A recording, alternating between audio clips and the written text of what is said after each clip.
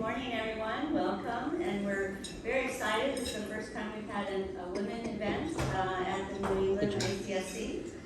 So I am Jill Szymanski. I'm currently the VP of Sales at Calibrate, and want to just thank you for joining us today.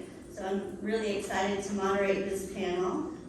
If you don't know them already, I want to introduce you to two personal friends of mine, but really industry icons in commercial real estate.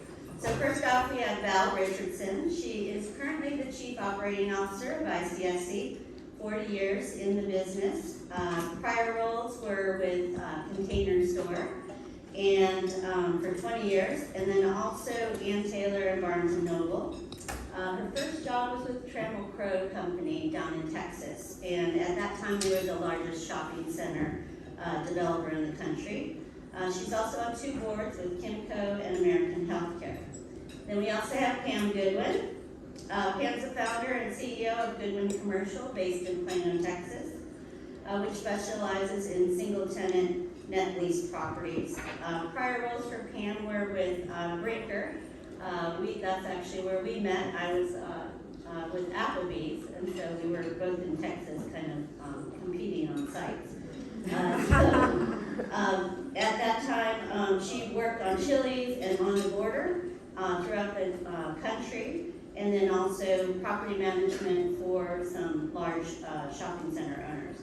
So Pam has several news and publication awards: Southwest Women of Influence by the editors of Real Estate Forum, DCEO Power Broker, Texas Icon for Red News, and most recently selected by CREI 2023 as a top ranked, actually number 13 in commercial real estate LinkedIn influencer.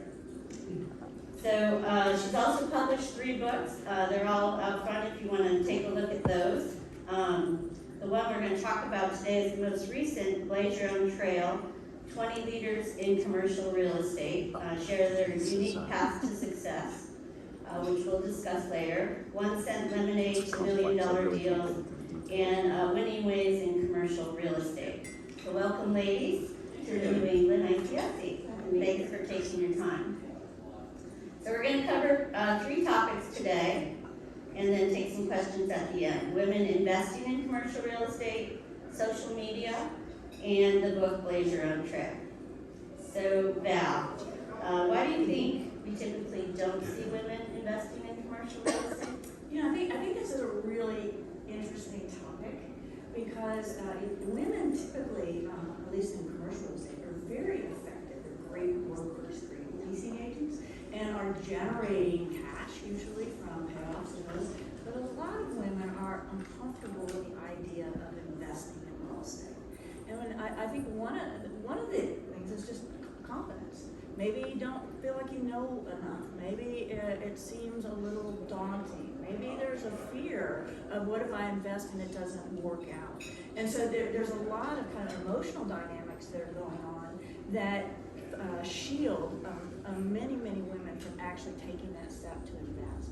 And one of the things that we've found in our industry, for people like Pam and people like Beth Azor that are really encouraging women investment, is we've seen different websites come up, different investment groups come up, so that you're not out there on your own. Am I off?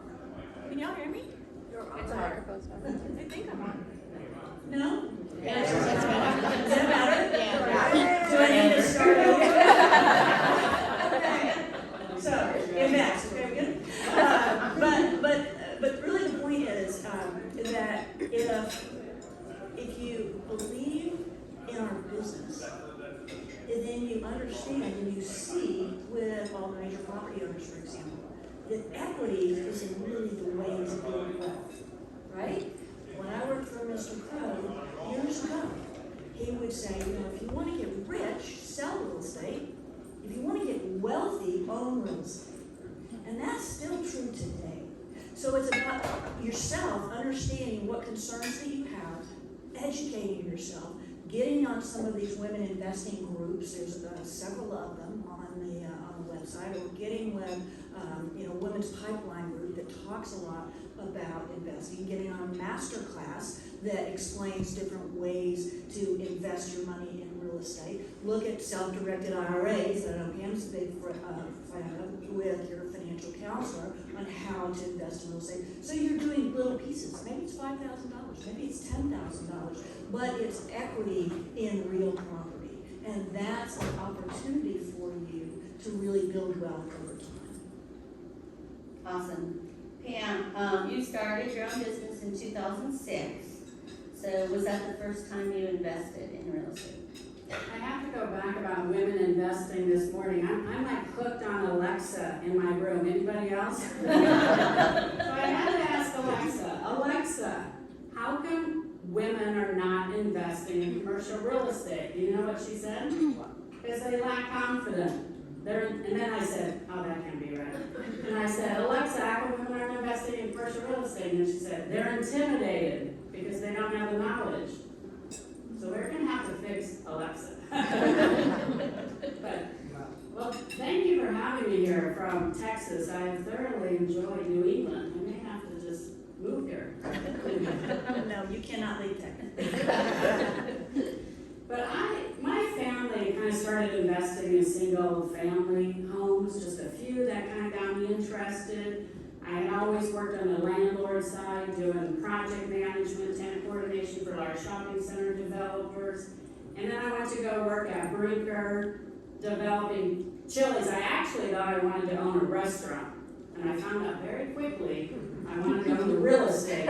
So after developing more than 50 Chili's from the ground up, I would talk to these landlords, and I'm like, what do you do with the 10-year ground lease from Chili's? They're like, oh, I sell it and make about $850,000 to $1 million on one deal. And I was like, what? I'm like, so I started meeting with different landlords to find out, what I needed to do, and I hooked up with a landlord who we ended up forming a business together, Goodwin Commercial, and developing single tenant net lease deals. So I left on good terms with Chili's. I went down to a small town they sent me to, and then that's when Chili's decided to stop doing any development. But my first deal was, I put the property under contract for $5,000, and I flipped it to discount tires for like $165,000. I'm like, this is a lot of fun. Pam was flipping deals before it was popular on cable television. So she understood that, right? You can get in sometimes with other people's money, or you can get in with a low investment, and then either bring other people in or create some value by bringing in a tenant and then flipping the deal. Right. Yeah. So all my first deals for at least 10 plus years, I've always provided sweat equity. Because everybody always says, Pam, I would love to invest, but I have no money. And I always tell people that is the easiest part to find in the deal. The hardest part is finding the deal. But then I went on, one of my favorite deals was a mutual friend of ours was working for Chase Bank, and I persisted her long enough. I'm like, send me to an area, and she ended up sending me to a small town in Texas, and we put 5 acres under contract and did a Walgreens, Chase, and McDonald's deal. And that was a fun project to work on. That was a lot of sweat, blood, tears, everything, but it was a profitable deal. But you all didn't actually put any money in that deal. What did she actually put up as collateral? Well, on that particular deal at that time, the banks were we were able to use the Walgreens equity on that project. Yeah. So there's a lot of creative financing. I mean, I'm always looking how to put no money in. I mean, I put $500 down on a piece of property. I mean, a lot of people think you have to have a lot of money. You either have to have the tenant in tow or the land that people want. Yeah, so some of those ways to invest a little bit is if you have enough time for the due diligence and the time to find that other tenant. So, and then once you have that, you can secure, better funding, correct? Right. And the other way is to have a group, right? Several people that kind of pool their dollars together and move forward.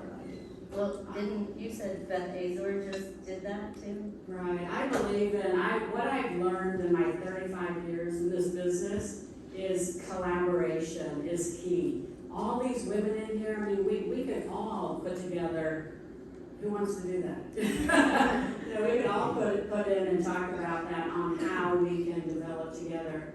Because the other mutual friend we were talking about, I had presented a deal and to a group like this, and you know, back in a group, and no one wanted to invest. And I'm like, what's the deal? It's the same thing, the fear, the knowledge, am I gonna lose 5,000?